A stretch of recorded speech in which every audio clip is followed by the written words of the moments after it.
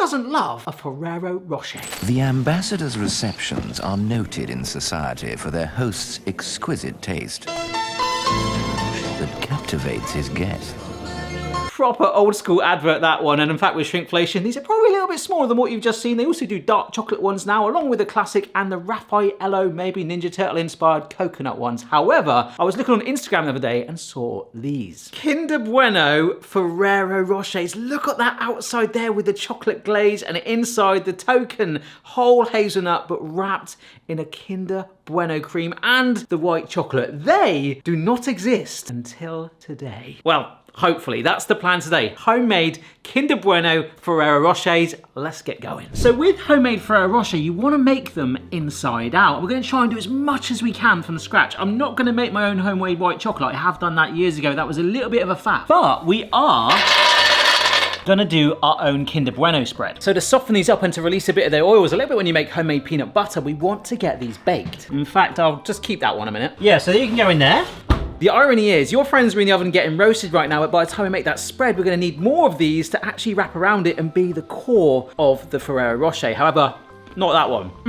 I just want to say as well, a massive shout out to everyone on Patreon or YouTube memberships that supports the running costs of the channel, because hazelnuts are expensive. All right, just while that's baking away, I've got some white chocolate, which is going to be melted. And this is not the only white chocolate we're going to see today. Oh no. You only want to bake them for about 10 minutes in the oven. It was going really well. Then the doorbell rang for a delivery. I came back out here, I was going, and yes, they have caught a little bit. If we try and make our Bueno filling with this, it will darken with the white chocolate anyway, but this will probably make it look like Nutella. Ah, there we go. They look a little bit better. You can see some of the oils have released, but hopefully a slightly better shade for our Bueno spread. We didn't want it too dark. I mean, it might change it slightly. And to be fair, that smells absolutely amazing in here. Okay, we need to get those nuts nice and fine for the spread.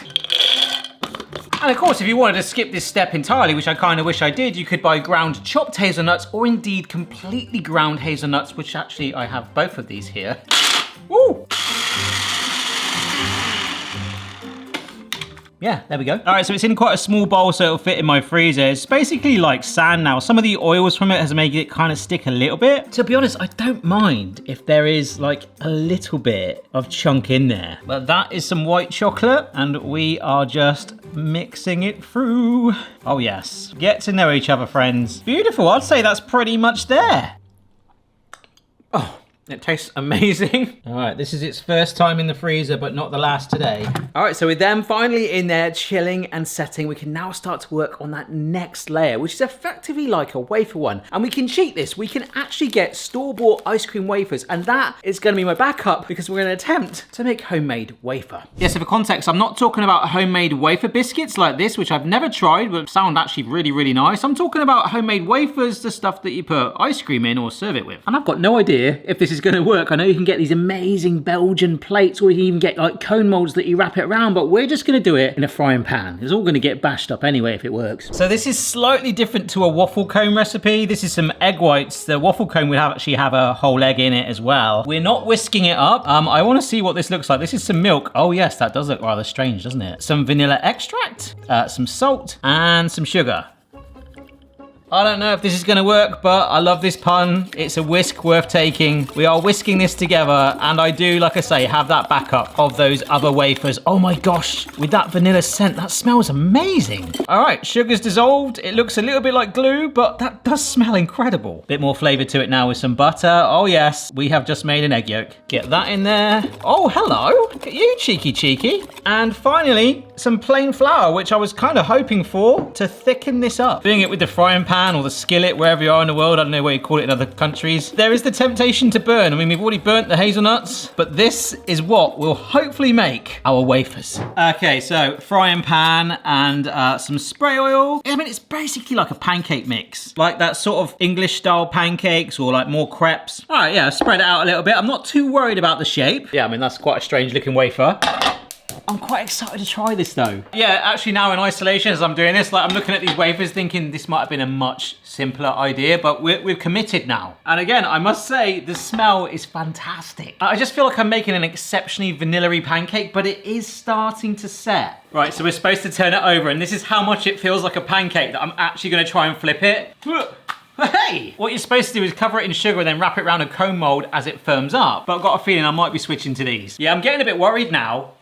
See? Because I've really pushed that side. Yeah, I kind of wish I had myself a waffle iron right now, but I wanted to try that. We've got that really nice sort of deep cone color. I mean, right now I'm feeling like it's pancake day, but apparently it should firm up, which is why you would now wrap this round like a cone. Actually, that does feel like it's getting rigid, you know? If not, I'm gonna eat it. Because some of those presses you get have got those lovely sort of like grid designs on it like this. If that fails, I'm just gonna use these, but it's a long way off of that right now. Quite interesting though. I mean, just going back to the Ferrero Rochers here, you got the dark, the normal, and the Raffaellos we talked about. These are coconut. I mean, I don't mind a coconut chocolate bar. I like a Bounty from time to time. But the Raffaellos, I don't know. I mean, I'll eat them at a push, but I think it's just not right, is it? And maybe this is what we'll find with Kinder Bueno Ferrero Rocher. However, I think this, let's have a look. Oh, we've wafered. We've wafered. But, I mean, we've really wafered, haven't we? Just don't know. Ugh. It looked like a crepe, but it has indeed firmed up. It tastes so fresh as well. I think I'm actually going to do a bit of this and a bit of the store-bought ones just to give us a little bit slack. Right, here we go. Then I've got both wafers in a bag. This should be easier. Oh my gosh, that's going into really fine crumbs. I don't know if that'll do that. Well, I'll come back to that in a bit. You get the drill. I want it nice and fine. Let's just see this one. Oh wow, it's like a disc. I feel like I'm bashing up an old CD. I mean, it's sort of getting there. I could whiz it up in the food processor, but it looks a bit different in colors, all different contrasts. There's something quite nice about that. Some of the bits are a little bit soft as well. They're not quite going. Oh, I don't know. Yeah, okay, this is so much easier. All right, chopping board with a bit of baking parchment on it, and I have to be honest, I am exceptionally worried about trying to make this to scale. I mean, these have got tiny. That is crazy. I'll do my best to do one that size, but of course, this is some amazing self-control, Barry. Keep going, put it back in the wrapper. I have never done this before in my life. That's the benefit of doing them homemade, is you can make them any size you want. So we've got the mixture here that's been in the freezer.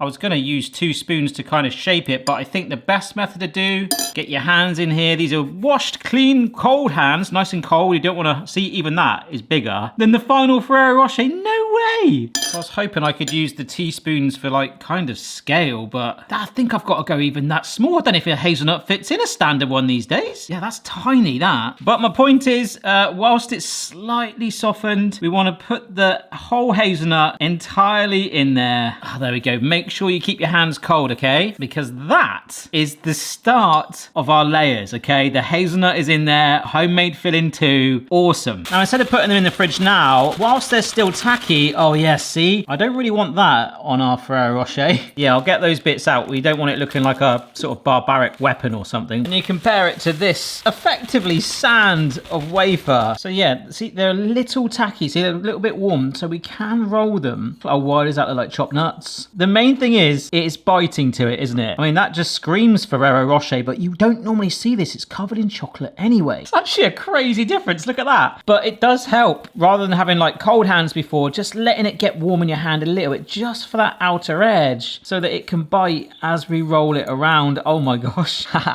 And in a strange way, this might actually look a bit more bland now, but look, it's catching it amazingly. It looks like a very confused, uncooked chicken nugget. I'll do the rest with the store-bought. I just wanted to show you that for difference, and at least we've got a few to take along this journey. Yeah, look, this is just so much easier. It doesn't need to be a crazy layer, just something to bite on there. This is brilliant. I'm well happy with those. Right, in you go. Because they need to be cold so they can cling. Yep, classic style Ferrero Rocher outer edge. It has got those chopped hazelnuts around the outside. I want to start singing Eminem then.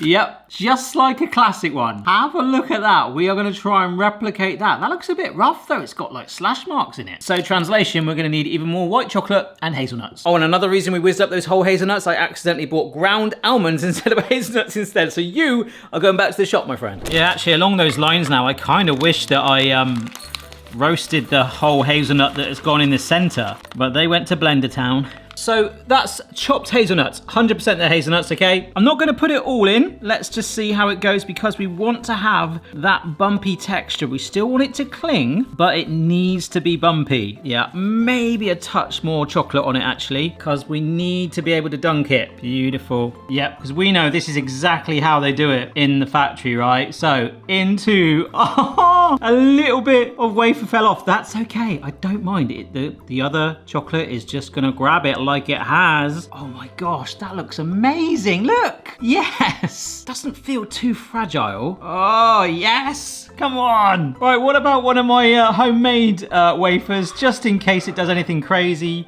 In you go, mate. Oh, if you're the better one, I'm gonna be over the moon. Oh, look at you. Oh, that's worked really well. Oh my gosh. Ah, no, don't do that. It's okay. Remember, we are not done yet. It has got milk chocolate on it, which I really don't want to do, but it might make it pop a little bit. That is so good. Why am I so excited? All right, I've got a few different shapes and sizes here. I think 2 of my homemade wafer ones are these. I can't remember, but I will find them. If you told me at the start of the day that it would look like this, I would be over the moon. We're nearly there. Let's just get it nice and firmed up. All right, here we go. On a new set of baking parchment, I've got some melted milk chocolate in a bag. Remember, this on the screen right now is what we are trying to achieve. Just gonna snip this bag ever so slightly. Here we go. Oh, there we go. Okay, we're off. So I'm just gonna go back and forth. Oh no, I knocked that one. Nice, constant flow. I've got a squiggly line. I think I'll make it slightly wider. Oh, there you go. That's better. That's better. Go back over those lines. Oh, this is fun. This is so fun. I feel like I'm bringing them to life. I don't know if you can see this, but I'm in my flow now, so I've got to keep going whilst I can. Oh, I think I might have to go over these other ones again right at the front just to try and make these lines a little thicker. That's better. I've got some quirky ones, got some rustic ones, but I've definitely got some good ones there. All right, I'm gonna let that set on there. And I think we've homemade Kinder Bueno Ferrero Rocher. So all in all, I'm actually really happy with that. Okay, the piping skills, I was competing with AI, but let's just see if we can get through and show a hazelnut. Oh, I was there. It's just there. Look, I've got one on the first slice. You've got the hazelnut, you've got the filling. There is wafer just about the white chocolate with the nuts and the chocolate random drizzle. Let's see if I can get another one. Oh, there you go. There you go. Look at that. I'm just trying to find one with the homemade wafer. I can't tell. Oh, there we go. That is the homemade wafer one. You can see it's slightly darker around the edges, so I will try that one as well. All right, let's just compare it side by side again. I've got the whole image there. The piping, yes, I'll agree, it wasn't the greatest, but it is on there. And of course, it's not real, which even more so gets emphasized when we swipe across and compare that to the image that we found. The Bueno is pouring out, the hazelnut is perfect, the wafer looks good and thick and crunchy, and the chocolate. But of course, this is real. I'm so excited to try it. Okay, here's the standard Ferrero Rocher, and my gosh, it's tiny. That's actually quite a big difference. All right, for research purposes, standard Ferrero Rocher. Oh, yeah, I mean, that's amazing. I'm just gonna take half of this. Here we go.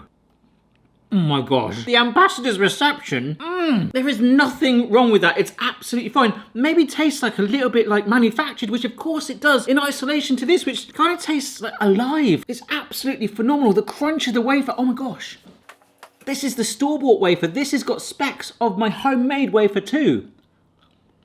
Oh, I'm actually tasting the vanilla in that. Again, it's actually, I feel quite sick. I don't want to have any more. It's absolutely delicious. This was a little bit of fun and something I just stumbled upon. I thought, do you know what? I really want to make that reality. I love Kinder Bueno. I'm glad it has. If you try it, you'll probably make it look way better than mine. So do it if you want. So thank you so much, guys. I think it's called a snack fish. It's a snack that doesn't actually exist that everyone wish it does. We have brought this to reality. Maybe I'll do some more. See you next time.